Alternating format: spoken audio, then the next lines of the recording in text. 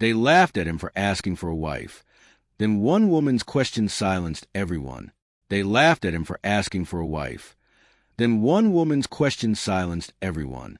The mud on his boots was still wet when Carlos Reyes walked into the Silver Spur Saloon and said out loud that he was looking for a wife.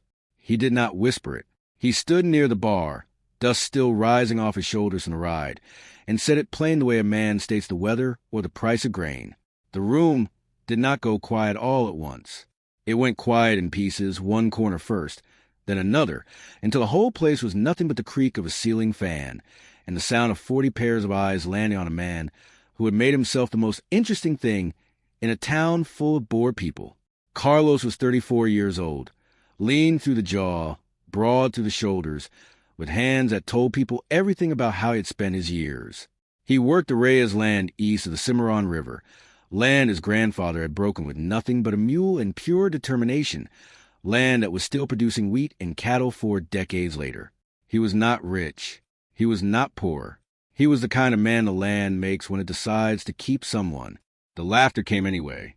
It started with Pete Garland, who owned the feed store and had opinions about everything.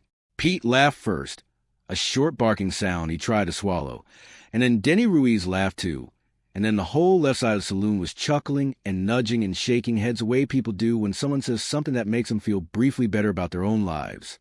Carlos stood through it. He did not look at the floor. He ordered a glass of water, which made a few people laugh harder, and he waited. The bartender, a man named Lou Espinoza, who had been pouring drinks in the Silver Spur for 19 years, set the glass down without expression. He was not laughing. Lou had known Carlos since the man was a boy hauling feed sacks bigger than himself. Hector Vargas, a large man who raised horses badly and gambled worse, leaned back in his chair and spread his arms wide. Reyes wants a wife, he announced the ceiling. Just walks in and says, "So, what are you going to do next? Put up a sign." Carlos looked at him. "I was thinking about it," he said. That brought more laughter. Hector slapped the table.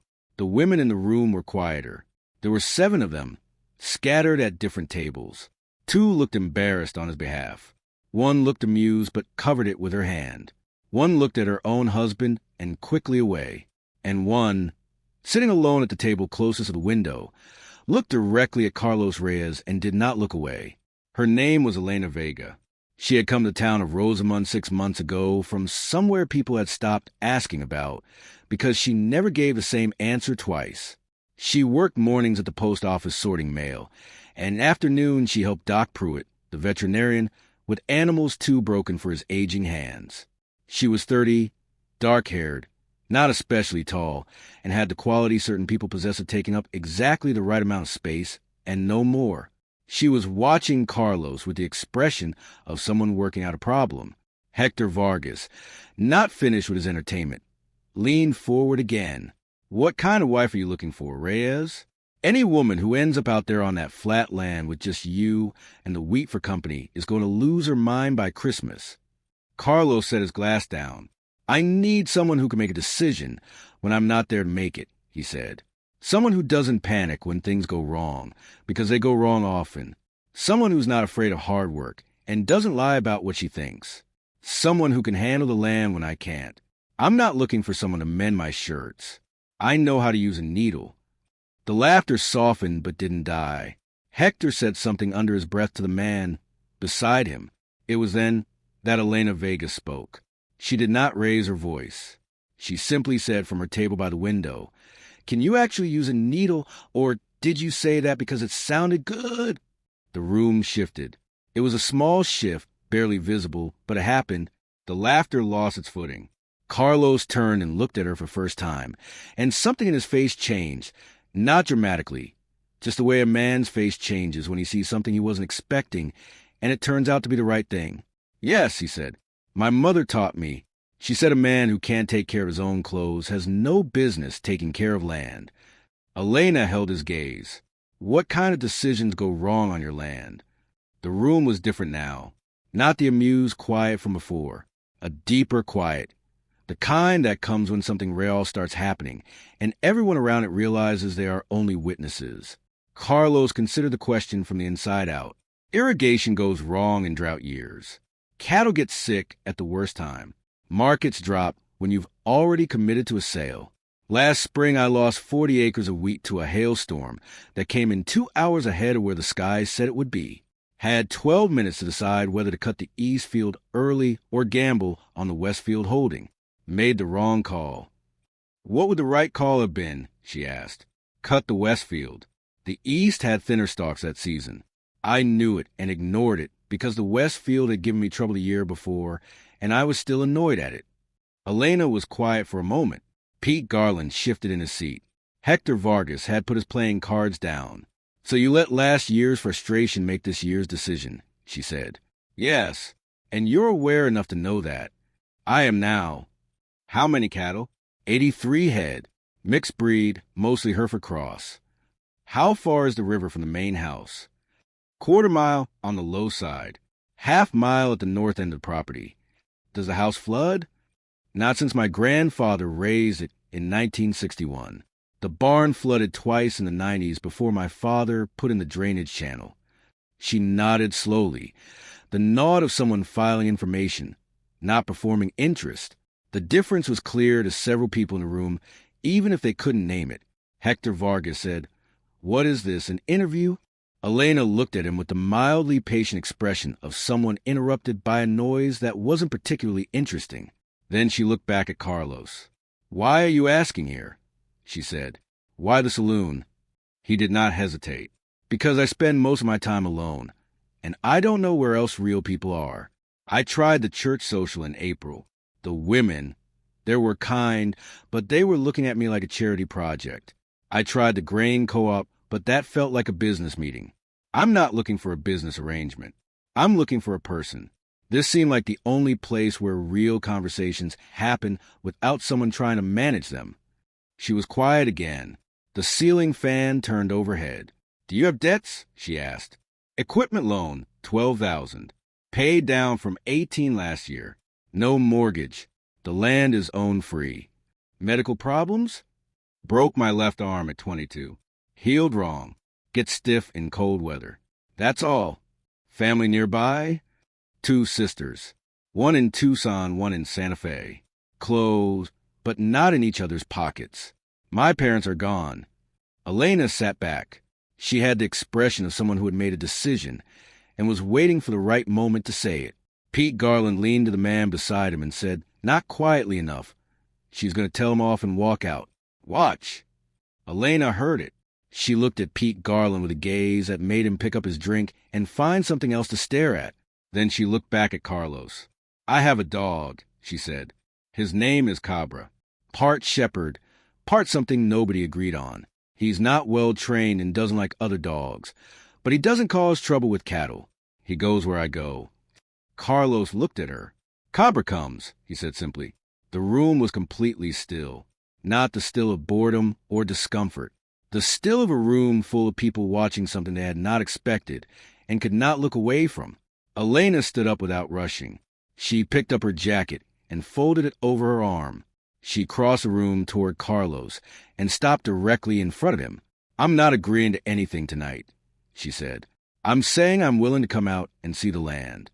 If the land is what you say it is, and you are who you seem to be, we can talk about the rest of it like 2 adults. If something feels wrong, I'll tell you to your face, and that'll be the end of it." "That's fair," he said. "Saturday morning," she said. "I'll find the place. Don't come to get me. I want to arrive on my own terms." "All right." She looked at him one more moment. Then she walked to the door and out into the evening air, and the door swung shut behind her, and the Silver Spur Saloon was left with 40 people sitting in the wreckage of everything they thought was going to be funny.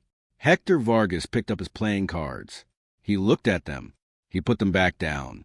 He said nothing. Lou Espinoza refilled Carlos's glass of water without being asked. Carlos stood at the bar a few more minutes, not triumphant. He was thinking about the east field and the west field and the decision made from the wrong place. Thinking about a woman who had identified exactly what went wrong in under a minute, without ever seeing his land. He finished his water, nodded to Lou, and walked out into the same evening air Elena had walked into moments before. He stood on the wooden porch and looked east toward the Cimarron River and the flat, dark land beyond, and he felt something he hadn't felt in a long time. Not hope exactly, because hope was too light a word for what the land had taught him to carry. It was more like a storm coming in from the right direction for once. Whether that was going to be useful. Saturday arrived with flat blue sky and a wind from the northwest that smelled like rain still 2 days out. Carlos was up before light because the cattle needed feeding and the land did not care what day it was.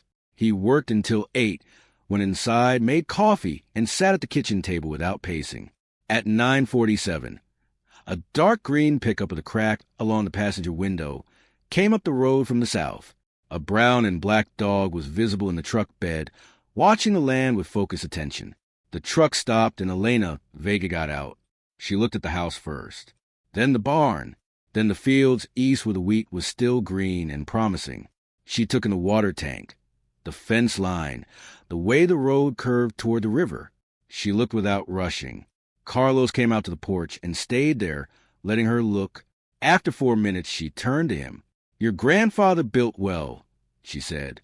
"He was stubborn enough to do things right the first time," Carlos said. He said doing something twice was for people who had the luxury of extra years, and he didn't plan on having them. She almost smiled. It was the kind of almost smile that meant something had landed where it was supposed to. Cowboy jumped from the truck bed and went to sniff the perimeter of the porch with serious attention. Carlos watched the dog without moving. Cowboy circled him once, pressed his nose to the side of his boot, and walked off to investigate the barn. "He likes to make up his own mind," Elena said. "So do I," said Carlos.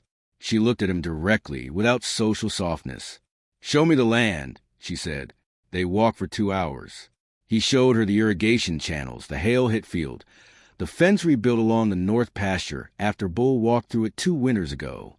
He showed her the drainage channel his father had dug and the spot by the river where the bank was eroding and would need attention before spring. He did not try to make things look better than they were. He told her what worked, what didn't, and what kept him awake at night. She asked questions that told him she understood land, not in theory. She asked about soil rotation, about dry stretches in late summer, when cattle needed more water than the tank held, about his neighbors, about water rights along the river. He answered all of it. At the river's edge, they stopped and watched the water move south. Cowboy was somewhere behind them, having decided the cattle were not his problem today. Elena picked up a flat stone and turned it in her hand. "You're not pretending this is easy," she said. "It isn't easy," he said. "Anyone who told you working land was easy was either lying or had never done it. Most people try to sell you the good version first. I'm not selling anything. You asked to see what's real. This is real." She looked at the river a long moment. Then she said, "I left where I came from because I made a mistake I couldn't fix." It was not an apology. It was information, delivered the same way he had delivered information about the hail and the debt. "I trusted someone's version of things instead of looking at actual things. I spent 3 years building something on someone else's land with someone else's rules. And when it ended, I had nothing except the ability to recognize what I should have walked away from sooner." Carlos listened without interrupting. "Am not broken," she said. "I'm just careful now in a way I wasn't before. I'm not looking for someone without a past," he said. "I'm 34. Anyone worth talking to has a past." Something that had been held at a careful distance moved a few inches closer in her expression. "Come back in 2 weeks," he said. "Stay for a working day. Not a tour. A real day where things go wrong and have to be handled. And we see how we are together when the work is honest." She was quiet. Then she said, "I'll bring Cabra." "Cabra's welcome," he said. They walked back under the late morning light. The northwest wind stronger now. The smell of distant rain growing. She left without ceremony, the way she had arrived, driving back down the south road with the dog visible in the mirror, head up, watching the land fall away. Carlos stood on the porch after the truck disappeared. He looked at the east field, then the sky, then the drainage channel his father had built, holding perfectly as it was supposed to hold.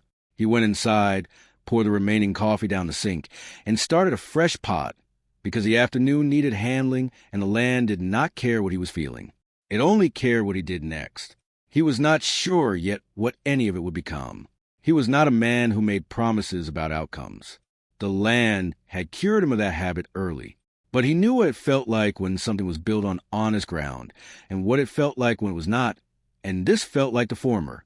Outside, the wheat moved in slow waves under the northwest wind. The river ran south. Somewhere between the barn and the cattle fence, a brown and black dog had decided that whatever this place was, it was worth remembering. The following Friday, Carlos walked into the Silver Spur for the first time since that evening. The ceiling fan still turned. Pete Garland was at his usual spot. Hector Vargas was at the card table. Lou Espinosa set a glass of water on the bar before Carlos reached it. Nobody laughed. Pete Garland looked at his drink. Hector Vargas glanced up and then back down at his cards without comment. The room did not make Carlos the most interesting thing in it. He was simply a man who had come in from the land, which was what he had always been, and what the room had finally decided to accept. Carlos drank his water slowly. He said nothing about Elena Vega. Some things are made permanent by being spoken to early, like a seedling pulled up to check its roots. He left what was growing exactly where it belonged, in the quiet and the dark and the honest work of becoming real. He finished, nodded to Lou, and walked out into Friday evening where the sky to the northwest was finally breaking open, sending down the rain it had been promising all week, and the wheat on the Reyes land east of the Cimarron River lifted itself toward it without hesitation, the way things do when they've been waiting a long time for exactly what is finally coming.